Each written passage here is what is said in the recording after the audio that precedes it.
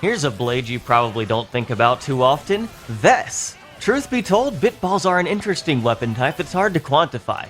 The non-DLC ones aren't all that amazing since they lack a lot of tools that make many blades good, but then Crossette is just extremely broken. Vess is certainly no Crossette, but she does have a few interesting traits that make her a bit unique among Bitballs, and actually has the second highest damage potential for Bitballs. Mind you, it's a very distant second place, but it is second nonetheless. Vess is unfortunately in D tier since none of her tools are really that worth having over other options, but there is still plenty you can do with Vess, and honestly, I still think Bitballs have a pretty fun playstyle on the right drivers, so she fits that mold pretty well. In this video, we will be covering Vess, all of her strengths and weaknesses, and how to use her the most effectively. As always, if you enjoy this type of guide content, please be sure to subscribe to the channel, and look forward to all of the future Blade guides, both good and bad, because it does help out so much. So Vess is a Bitball. Bitball blades only really have two viable options for drivers, Nia and Zeke. Both do different things. Nia is more of a pure healer and support with her break art, while Zeke is more of a damage-oriented Bitball user, but still maintains a good way to heal as well. Because I consider Vess a more offensive Bitball, I'll be using her on Zeke. So Bitballs have the lowest auto attack stat in the entire game. With Moon Matter, Vess can only reach an auto attack stat of 1086, which is pretty bad. The critical hit tier rate is only 30% as well, but Vess is a bit special, which is why she has 45%. We'll talk about that a bit later. Her block rate is pretty bad as well, but admittedly that doesn't matter all that much. Vess's defensive stats include a 0% physical defense and 25% ether defense. 0% physical is of course terrible, but hopefully Vess won't be taking many physical hits anyway, and the ether defense is decent enough at the least. She gives a max health mod of 10%, which is not very high for a rare blade, and her cooldown is only 3 when maxed out, which is among the highest in the game. Neither of these traits are very desirable and only serve to make her less appealing. Let's check out her skill tree. Vess's first skill is Not Part of the Plan. This will increase her critical hit rate by 5% at level 1, rising up to 15% at level 5. I guess it wasn't her plan to actually have increased critical hit rate as a Bitball. This is basically the same skill as Mithra's Glint, being a flat 15% critical hit chance added onto whatever your critical hit rate is supposed to be.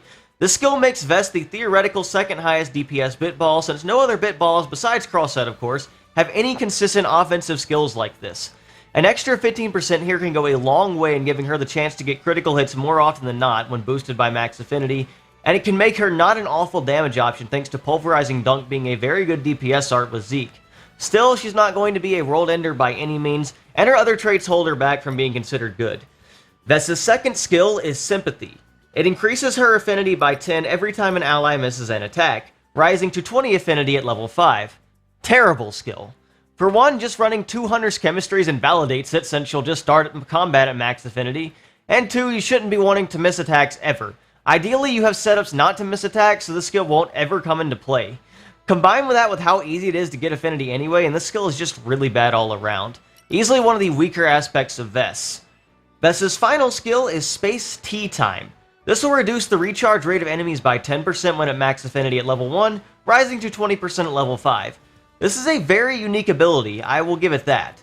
It can delay longer cooldowns even further and buy some extra time in many fights in theory, but in practice it's not very noticeable since most really dangerous attacks are only one use in fights, and they start off cooldown anyway, whereas other abilities typically have short enough cooldowns that this isn't super noticeable.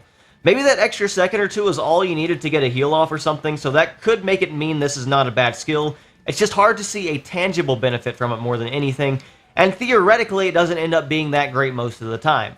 But like I said, this skill is very unique in effect and it's hard to quantify, so I can't really tell you for sure if it's good or bad. What is bad is that Vess's 3 skills aren't overly impressive. Extra crit rate is nice, but an additive or something would have been more useful, and the other 2 skills don't really offer much to set her apart. Before making any judgments though, let's talk about her specials. One thing to note about Vess is that everything she does is ether-based. There is nothing physical in her kit at all, so no clanking off the enemies when using arts and auto attacks, and her specials are also ether-based, as you might expect. Vess's level 1 special is Healing Bolt. It is 2 hits, has a decent-sized area of effect, and is basically a full heal anytime it's used thanks to its bonus effect of restoring 50% health to the entire party. This effect will always make it useful if you need to remain healthy, but it's not very impressive outside of that, as you might expect. The damage ratio is pretty much the standard for your regular everyday level 1 special. You know the numbers by now. It's 480 max affinity when maxed out, yeah. No special modifiers, it basically exists to heal. The speed is also fairly slow, so don't use this for fusions or anything like that, and probably don't chain attack much with Vess either. Vess's level 2 special is Ball Lightning. This is a single hit special with another decent AoE radius to hit multiple enemies. It's also significantly faster than your level 1 special. That's about where the positives end though. For one, the bonus effect is very niche, increasing damage to machines, which is only a single enemy type and not super common outside of one area in the game. It also has no special modifiers at all, and the damage ratio kinda sucks. 400 at level 1, 560 at level 5, and 580 at max affinity, which might be the lowest we've seen so far. The special doesn't really do anything significant, and honestly, you're probably better off not using it unless you just really do not have a better option. It can continue electric combos and it has decent speed, but that's about it. Vess's level 3 special is Thunder Strike. This one is a bit better as an offensive mood since it comes with a 25% critical hit modifier, and it actually has a decent damage ratio. It starts at 550 at level 1, which is actually pretty high, then ends at 710 at level 5, and 748 at max affinity, which is slightly above average.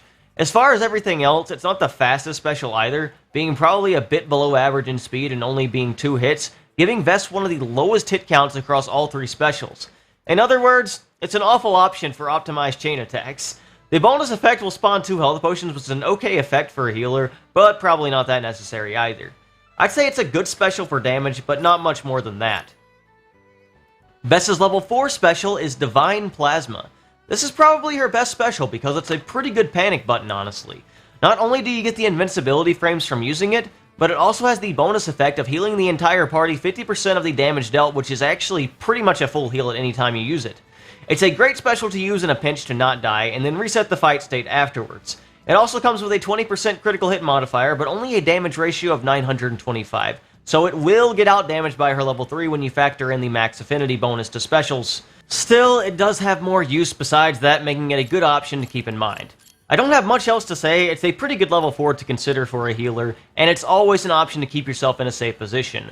Overall, Vess's specials aren't overly impressive, but they can still function decently enough for her role in a team, which is about all you can ask for. For courtship, I'm running Moon Matter to boost her critical hit rate as much as possible and reach that 45% number, which can allow her to be a decent critical hit rate character, especially for a healer class weapon. Tachyon or Prion chips could also be decent options since she does get that flat 15% no matter what, so it depends on if you want a higher auto attack stat or a lower critical hit rate.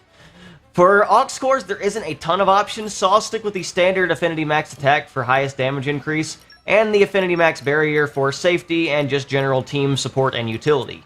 Increasing critical hit rate further is always an option, and accuracy is always valuable if you want to run Night Vision or something, especially when using her on Zeke and wanting to use Pulverizing Dunk a lot.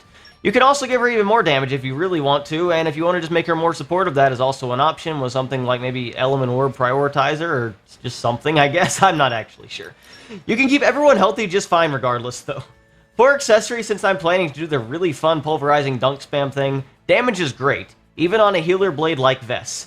It's fun, so make sure you get your noise dampeners for that art cancel ratio, that Crimson Headband for that critical damage increase, and that loincloth so Zeke can look as hot as possible. If you want Vess to be a supportive healer, feel free to run Burst Symbol or Critical Symbol or Omega Drive or something like that though, which can also be just very helpful to help the entire team do more damage since Vess is not really known as a world ender from the damage sense. You shouldn't need to worry about aggro reduction with stuff like that either since Vess isn't really going to be taking that many hits even if she does get aggro. And yeah, for pouch items, hitting the 1.0 art recharge threshold is very important for infinite dunking on these fools. So art recharge is once again going to be the best option as it probably is for most blades. Let's take a look at how to use Vess practically. So as you might know, Zeke has one art with Bitballs called Pulverizing Dunk that has a damage ratio of 500 at max affinity, it has a cooldown of only 2, and it has a very fast animation. This makes it a fantastic DPS art, and you can actually cancel the art into itself somewhat. You can get the full damage ratio cancel bonus, but you won't get the, like, blue circle tick around it, so you won't get all the other bonuses. But as long as the animation is still going, you will get the damage ratio bonus. So you can continuously use Pulverizing Dunk just to a lot of success because of just how fast the art is. You don't need to worry about crit recharge or anything like that. He also has another art called Shell Shot, which is a full party heal on attack, basically, because you do plenty of damage in order to full heal the entire party every time you use that. And that move is actually on a pretty low cooldown, as you see. It actually can charge up extremely quickly, meaning that Zeke actually functions as a very serviceable healing with this move, as long as you don't miss your attack. And the set is rounded out with Precipitous Impact just for a potion art and an extra art, because Zeke's other final art is not actually all that great. All around, though, just spamming Pulverizing Dunk is a better option than just using your specials for damage, I would say. But you can save up your level 4 special and use it for invincibility like that if you want to be really safe against dangerous attacks like Ultra Annihilation Flare, which of course is basically going to be a one-shot, especially against someone like Vess who has very low defenses. All in all, though, you can kind of just see just how effective the spam strategy is here with Pulverizing Dunk. You can do quite a lot of damage on your arts. I just did 240,000 there with Vess, and every Pulverizing Dunk is doing over 200k to this enemy, which is pretty impressive for a character with no additives on their skill tree and only some crit rate and stuff like that. Being able to take out Tyranitar with no chain attacks in under 2 minutes is actually pretty dang impressive. But of course, the super bosses in this game aren't all that threatening, so let's try a challenge mode enemy, which is a much more threatening than super bosses in this game. So, Ken on normal mode. As you might know, Crossette is actually the best strategy for this fight on Bringer of Chaos, her art spam. But that does not mean that you cannot use other characters for something like this. You can still take advantage of the art spam strategy, and one really cool thing you can do, since Vess is bad in chain attacks, is that you can take advantage of Overdrive again. It's not necessary, but it's something you can take advantage of. If you get to a count of 170 on the Overdrive counter, then Pulverizing Dunk's cooldown will effectively be lowered to 1, and you can spam the art even faster, and I plan on showing that off if I can as well. And as you also just saw there, I was able to go all the way to full health from basically 100 health because of Shell Shot being able to heal me. I did try to heal before that, but I missed both Shell Shots before that, which was kind of weird, but luckily it has a low cooldown, so it's not really a huge deal.